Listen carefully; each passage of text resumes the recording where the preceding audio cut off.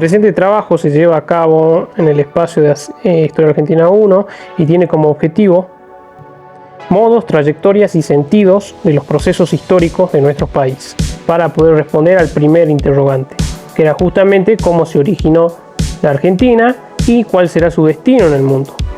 La primera etapa es la etapa colonial, que tiene 3 siglos, donde había un virreinato del Río de la Plata con una capital en Buenos Aires. La etapa independentista, dada en el siglo XIX, 1816, donde tuvo un proceso revolucionario. Y una tercera etapa que tiene que ver con la consolidación. Se necesitaron resolver los conflictos internos, guerras civiles, tiempos de la Confederación, política rosista, política de expansión de frontera, la conquista del desierto, reformas rivadavianas, la conquista del desierto, la política roquista, la era mitrista, la búsqueda de una modernización que se dará en el siglo XIX y XX. También la consolidación de un sistema económico exportador de materias primas, configurar una élite, diversificación económica y social, política inmigratoria, la necesidad de una política institucional, ampliar el derecho del sufragio y un sistema político, conformarlo más que nada. Nuestra fuente, Gabriel Di Meglio, es uno de los grandes historiadores, considera que para poder hacer apertura histórica vamos a hablar de la plebe urbana. La ruptura del orden colonial por aquellos años trajo un nuevo orden político y un nuevo actor social, que vendría a ser la plebe. Estos no fueron sujetos pasivos, sino todo lo contrario. Era un factor de poder y era usado por las élites y facciones de aquel entonces. Sus antecedentes se remiten a la época de las invasiones inglesas entre 1806 y 1807. Configuraron una identidad localista, formaron cuerpos militares y de voluntarios, y reforzaron el sentimiento de pertenencia.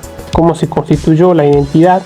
Retomamos el periodo 1808 a 1830, donde tenemos crisis monárquicas y también que se dan mutaciones a escala imperial. Hubo cambios políticos. Por ejemplo, en las reformas borbónicas se creó el Virreinato del Río de la Plata, una nueva autoridad y una nueva distribución territorial, creando intendencias, esas unidades, y justamente para reafirmar la autoridad del monarca. Una innovación institucional en la cual sufrirán las invasiones inglesas. Llegando al siglo XVIII, la ocupación napoleónica generó disgregación del virreinato, abdicación de reyes, despertó el problema del trono vacante. Pero en 1810 hay un avance francés sobre la península y terminan disolviendo las juntas de poder de aquellos lugares. Esto abre una nueva etapa, ya que llegarán los gobiernos autónomos propios de nuestro territorio. Despierta la necesidad de la independencia y la guerra se realiza para 1816. El proceso revolucionario iniciado en el siglo XIX en Hispanoamérica podríamos decir de que tiene rasgos comunes, como por ejemplo preguntarse quién sería el heredero de la soberanía. Teníamos grupos criollos que invocan principios de retroversión de soberanía. Tenían problemas para definirla. Para 1820, estas unidades que reclaman autonomía terminan embatiendo al poder central y, por supuesto, derrocándolo. Y se genera un proceso de fragmentación política. Para 1820, la supuesta anarquía es un punto de partida para un nuevo orden estatal provincial. Un proceso donde las ciudades se transforman en provincias-estados autónomos relativos y los pueblos buscan alternativas a la organización definitiva.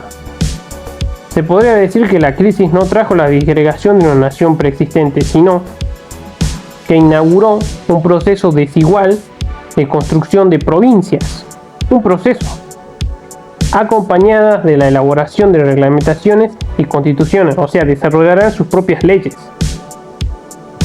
En las invasiones inglesas podemos pasar a crisis monárquicas, que vendrían a ser de 1806 a 1810.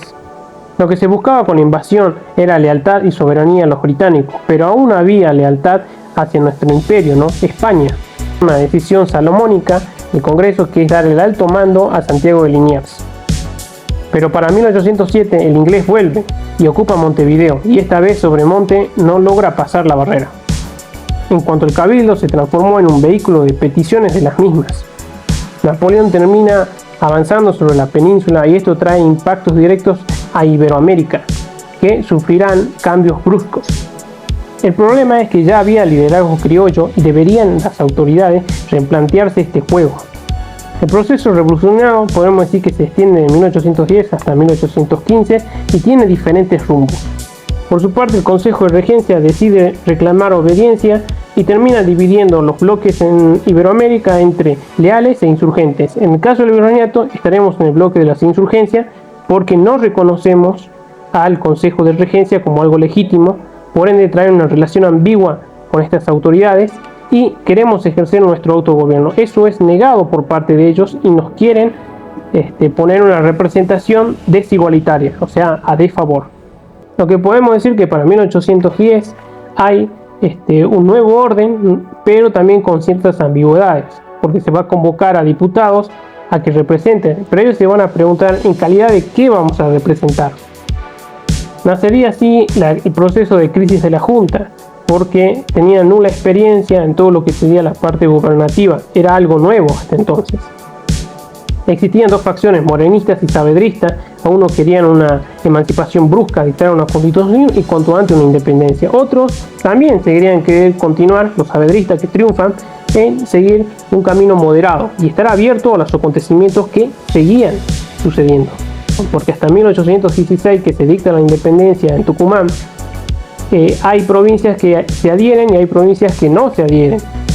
La independencia podría decirse que usó el estatuto provisorio en 1815 y también tenía algunas ambigüedades.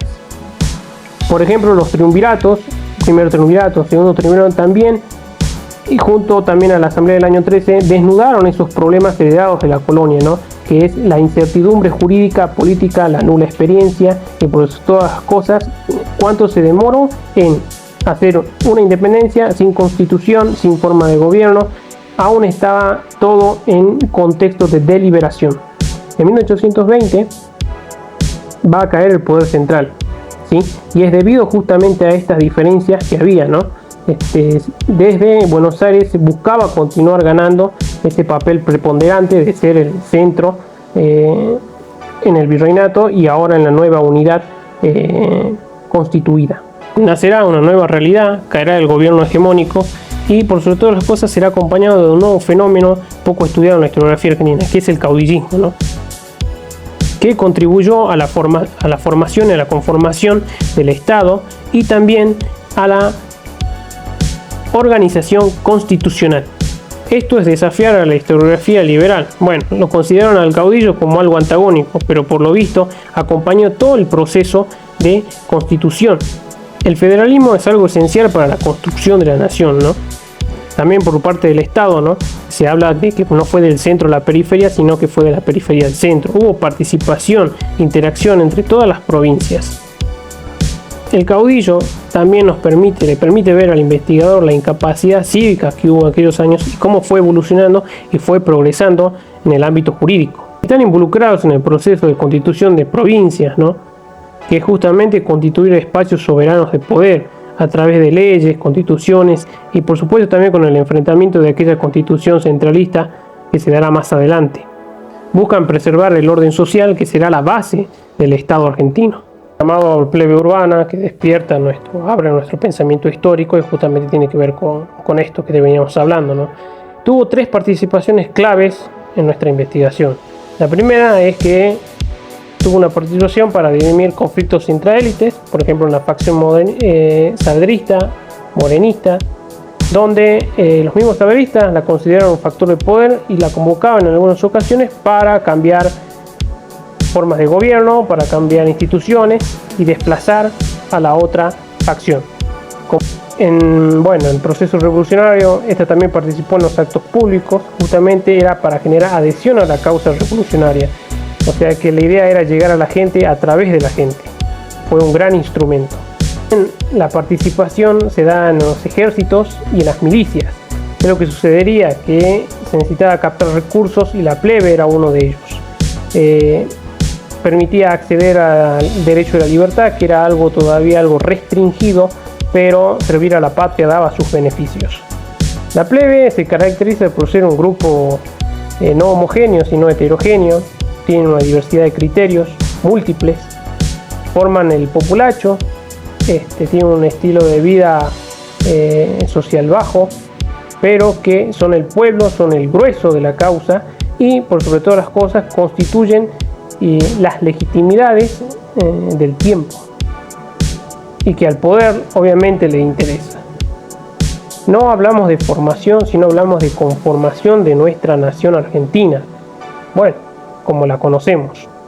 Pasó por un proceso largo y complejo, que inició en el siglo XIX, luego de la independencia en 1816.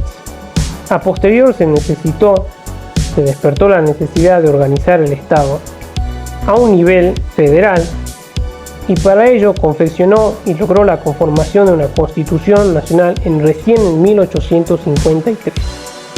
Los procesos que siguieron fueron reformas políticas, sociales y económicas que buscaban consolidar la soberanía y construir el proyecto de nación, porque claro, el proyecto de nación, siguiendo a historiadores como Oxlack, entre otros, Amigues, sostienen que la nación en realidad era un proyecto, faltaba ser una realidad porque necesitaba instituciones sólidas. Ante todo, instituciones formales, por lo que el Estado, podríamos decirlo en aquellos tiempos, era un imaginario social que ya existía entre los grupos dirigentes. Y no fue un nuevo actor. Necesitaba ganar solidez y unidad. Necesitamos retomar este proceso de lucha independentista que despertará la necesidad de unificar y organizar el territorio. Configurarlo llevó mucho tiempo.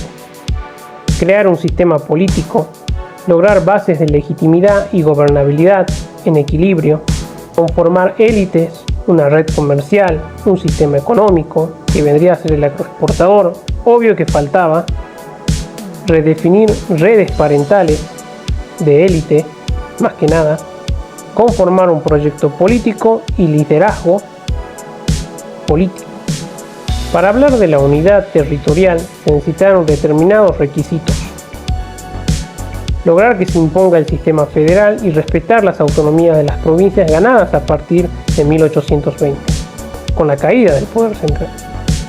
Poner una forma republicana y que logre distribuir el poder en constituir, por ejemplo, un poder ejecutivo, legislativo, judicial, instrumentar formalmente la estructura. Desarrollar y ejecutar políticas institucionales y económicas. Entre las instituciones podemos hablar de todo lo que tenía que haber sido la ampliación del voto, no el fraude electoral, evolucionar en materia jurídica y por supuesto no dejar escapar algo importante, la propiedad privada. Podríamos decir que también había una puja de poder y que necesitaba equilibrio tanto en los proyectos federales como en los liberales, para lograr recién tener un proyecto nacional. Para ello, la élite necesitó potenciar la gobernabilidad de los territorios y también garantizar los derechos de los ciudadanos, a medida que se iba incorporando ese derecho de ciudadanía, que también era algo restringido y paulatino, pero también progresivo. Cabe aclarar que los conceptos de Estado y Nación son diferentes y que tienen atribuciones diferentes, pero la conformación de nuestro Estado argentino fue un proceso largo y arduo.